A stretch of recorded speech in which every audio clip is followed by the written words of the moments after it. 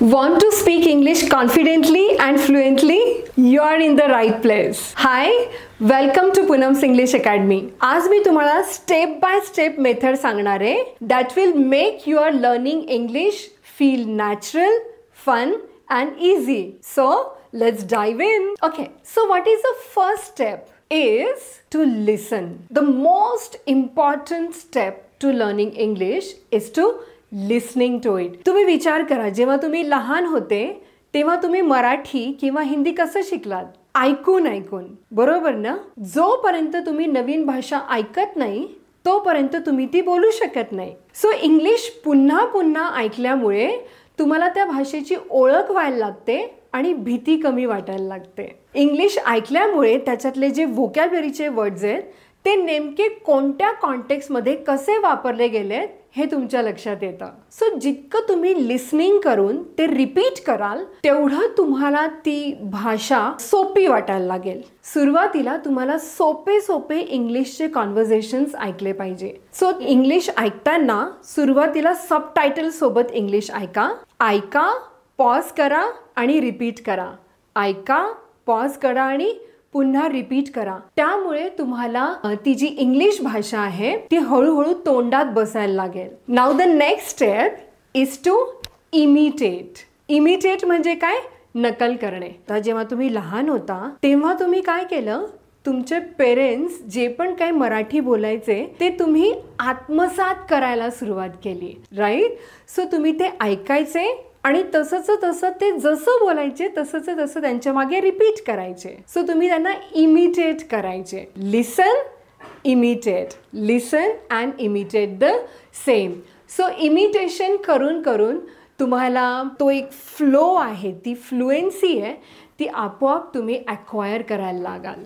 भाषा नेहमी आत्मसात केली जाते. Now the next step is reading. तुम्ही जेव्हा रीडिंग करत असता तेव्हा त्यातले नवीन व्होकॅब्युलरीचे शब्द तुम्हाला कळतात आणि सर्वात महत्त्वाची गोष्ट म्हणजे ते जे ग्रॅमर आहे त्याचं सेंटेन्स स्ट्रक्चर तुम्हाला नॅचरली लक्षात यायला लागतं. जेव्हा तुम्ही रीडिंग करता तेव्हा तुम्ही मोठ्याने रीडिंग करा. Read out loud. त्यामुळे तुमच्या ब्रेनला आणि माउथला इंग्लिश बोलण्याची सवय लागते.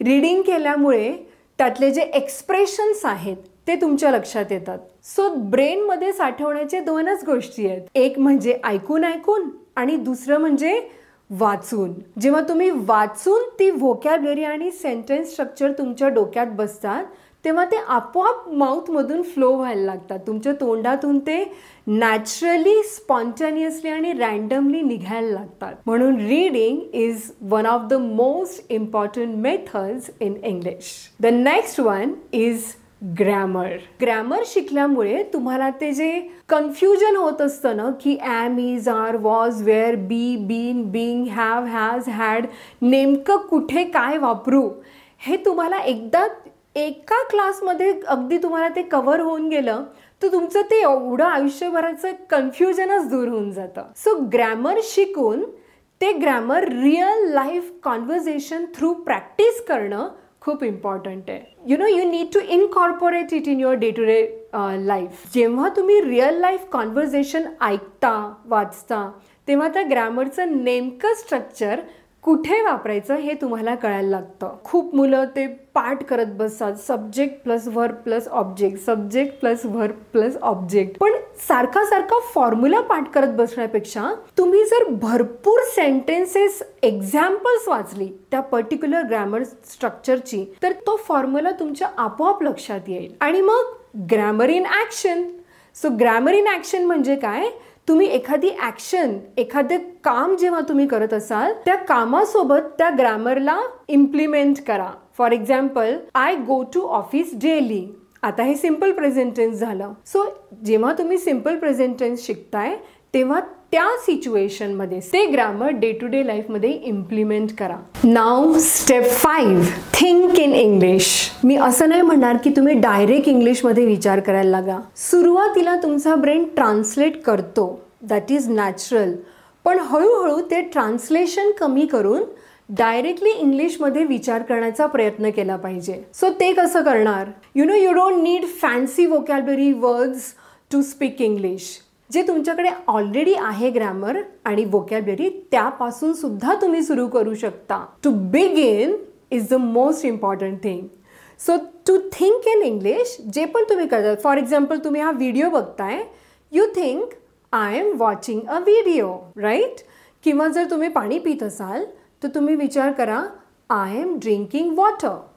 किंवा तुम्ही जेव्हा झोपायला जाता तेव्हा तुम्ही सिम्पल प्रेझेंट टेन्स वापरा, I go to bed at 11 o'clock. असं विचार करून करून करून करून your brain will be ready to deliver that sentence spontaneously in your life. What is the next step? Speaking.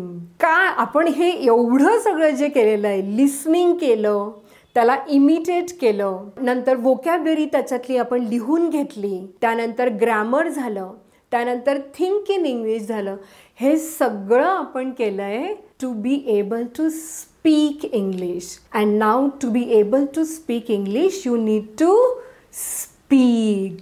बोललं पाहिजे.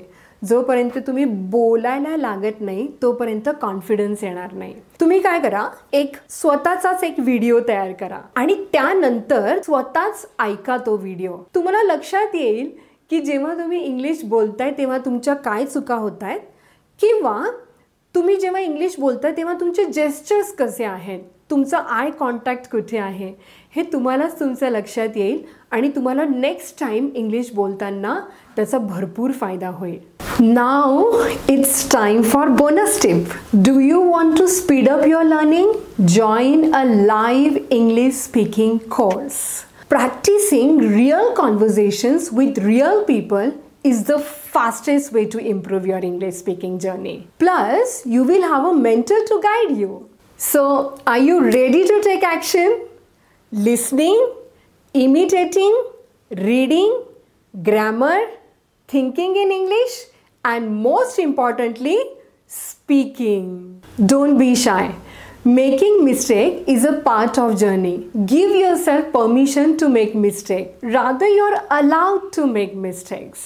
Remember, not speaking out of fear is the biggest mistake. Okay, so मला सांगा, English शिकत असताना तुम्हाला सगळ्यात जास्त struggle कुठे करावं लागतं? Let me know in the comment section. I'll definitely help you out. And I'll see you in the next video. Bye bye.